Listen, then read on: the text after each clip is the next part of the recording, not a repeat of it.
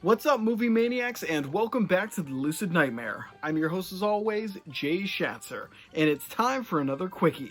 Another movie haul here, diving back into the madness, so let's keep this moving and try to get this shit done. First up is a fantastic post-apocalyptic Italian flick that was just released on Blu-ray for the first time, and it's from Severn, and it is directed by Joe D'Amato, and if you don't know what this is by now, the movie I'm talking about is Endgame. Fun flick.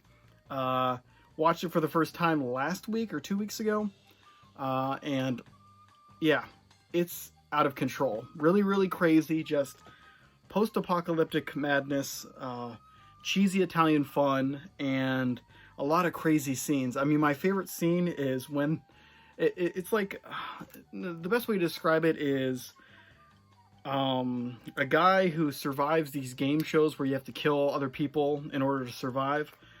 He is recruited to take these telepathic mutant kind of people, cross all these dangerous terrain to a safe haven somewhere out in no man's land, I guess. And they hire all these hitmen and assassins and all this different stuff.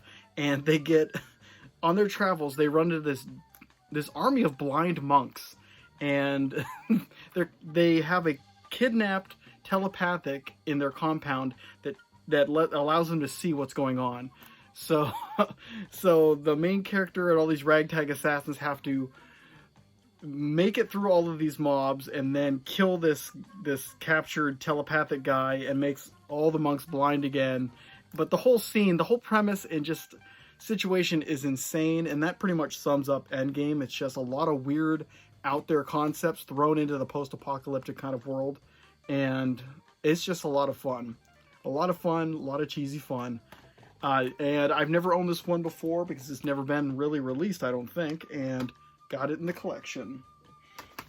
But next up is a fun Nico Mastorakis film, a Greek director who he has produced and directed a lot of really interesting flicks that you should probably hunt down if you haven't already.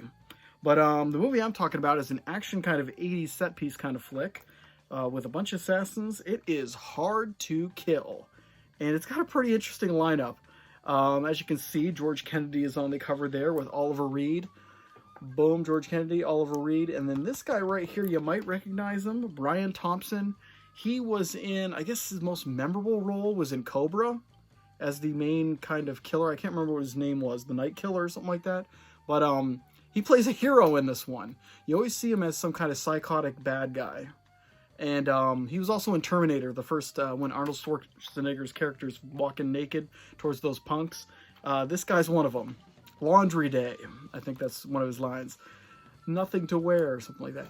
But, yeah, Hard to Kill, he's just an assassin who is on a mission to take down this guy, but has a bunch of babes with him. His cover is he's a photographer, fashion photographer. And it's just interesting as hell. It's a really cool film. A lot of neat set pieces. It's just interesting to see this dude in the main role as a hero. So, yeah, really cool film, and I love all of Nico's films. Just think they have a nice kind of style to them. They always have a sense of, you know, like his Greek heritage and things like that. So, really cool film. First time owned, first time in the collection. But let's go to something that I've bought numerous times, and I think I actually have a copy of this. It is Terry Gilliam's classic time-traveling adventure film with little people. It is Time Bandits. Criterion release on this one. Oh yeah, Arrow release on the Hard to Kill. But Criterion release on Time Bandits. And like I said, I'm not sure. I know I own it on DVD a few times, but I don't know if I picked this up on Blu-ray, but I saw it out on a store and said, you know what, I can't find it anywhere, so maybe I don't have it. But here it is in the collection in Blu-ray format, and this is a really fun film. Just centers around a ragtag group of time-traveling little weirdo guys, little people, and I think that's the correct term. And they just team up with a little kid and travel all over these weird lands and get in all kinds of trouble. And there's like a time I don't know, organization after them because they're like not allowed to be doing what they're doing. But it's a really cool imaginative film, as you would expect with a Terry Gilliam directed film. It's just really a lot of fun, hell of a lot of fun. And I don't remember what the year is on this guy. 1981. So on the very early stages of 80s, this is where Time Bandits came into being. But let's move it on, because I am blabbering on some of these ones, and I want to get as many of these out as I can. Next up, let's do for a two-for-two here. Let's get these out. These are Warner Archive Blu-rays of a British horror, Hammer Films. And it is The Curse of Frankenstein with Peter Cushing and Christopher Lee. And then we have Horror of Dracula with Christopher Lee as the iconic Dracula. Really great films. Boom. I've owned these on DVD already. I'm just trying to get all the Hammer horror films up to snuff. And but this one's a really fascinating one, The Curse of Frankenstein, just because it has both Peter Cushing and Christopher Lee in it. And Christopher Lee plays the Frankenstein character, and it's really interesting, his take on it. I mean, he going from doing classic Dracula roles to Frankenstein to really different kind of role for him in that sense, because he's more of just a weird walking, talking corpse. But really cool film. Both these are really badass films. So just good to have them in the collection and upgraded to Blu-ray. And love me some Hammer horror, especially with October coming up.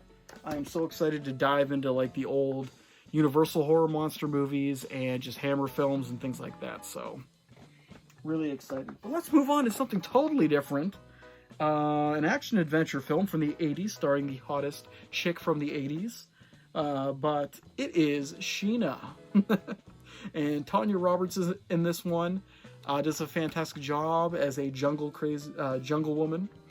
It looks like it's like cheesy kind of low-grade stuff, but you'd be surprised how well made this movie is. I kind of thought it was going to be kind of like a TNA kind of 80s low-grade action kind of film, but it was actually really, really good when I watched it years and years ago. So I picked it up on Blu-ray. I believe I have it somewhere in DVD in the collection, but yeah, just a fun film, and she does amazing in it. She's actually really, really good, looking smoking hot, and very sympathetic in the role. You really feel for her character, and just a really cool story all around. I had a really good time with it, so had to put it in the collection. And this is one of the Mill Creek retro VHS kind of editions, and they are a must. If you see them out in the stores or anywhere, they're always like $7, so pick them up. They are well worth it.